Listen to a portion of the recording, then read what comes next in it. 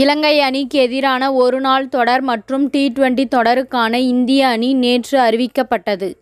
அதில் ஹர்திக் பாண்டியா டி20 அணியில் கேப்டனாக நியமிக்கப்படுவார் என எதிர்பார்க்கப்பட்ட நிலையில் அவருக்கு துணை கேப்டன் பதவி கூட அளிக்கப்படவில்லை. கடந்த 2024 டி20 உலக கோப்பைக்கான அணியில் ஹர்திக் பாண்டியா இந்திய அணியின் துணை கேப்டனாக இருந்தார். ரோஹித் சர்மா டி20 போட்டிகளில் இருந்து ஓய்வு பெற்ற பின் ஹர்திக் பாண்டியா தான் இந்திய டி20 அணியின் கேப்டனாக செயல்படுவார் என்ற எதிர்பார்ப்பு இருந்தது. ஆனால் அதற்கு மாறாக சூரியகுமார் யாதவ் இந்திய டி20 அணியின் கேப்டனாக நியமிக்கப்பட்டார்.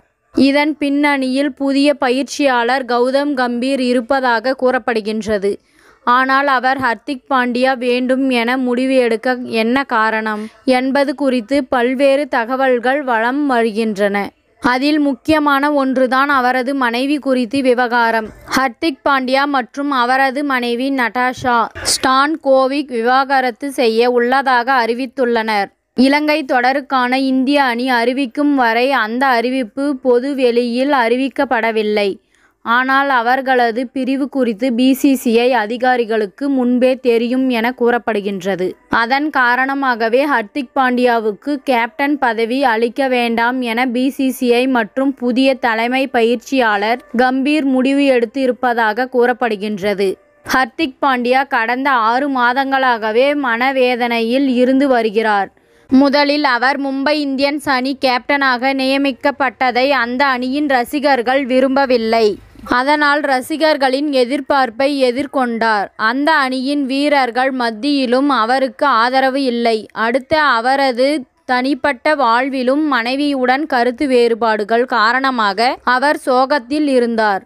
தற்போது விவாகரத்து பெற்று இருக்கிறார். தற்போது ஹர்திக் பாண்டியாவின் தனிப்பட்ட வாழ்வு அவர் இந்திய அணியை வழிநடத்தும் அளவுக்கு இல்லை என்பதே உண்மை. இதை உணர்ந்து கம்பீர் மற்றும் பிசிசிஐ தேர்வு குழு இணைந்து அவருக்கு அதிக சுமை அளிக்க வேண்டாம் என்ற முடிவை எடுத்திருப்பதாக கூறப்படுகின்றது.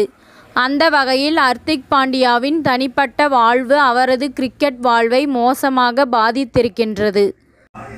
இத்துடன் இந்த செய்தி முடிவடைகின்றது. நன்றி, வணக்கம். மீண்டும் அடுத்த வீடியோவில் சந்திப்போம். மேலும் இது போன்ற சுவாரஸ்யமான தகவல்களை அறிய தமிழ் சிறை சேனலை சப்ஸ்கிரைப் பண்ணுங்க, ஷேர் பண்ணுங்க, லைக் பண்ணுங்க மற்றும் கமெண்ட் பண்ணுங்க.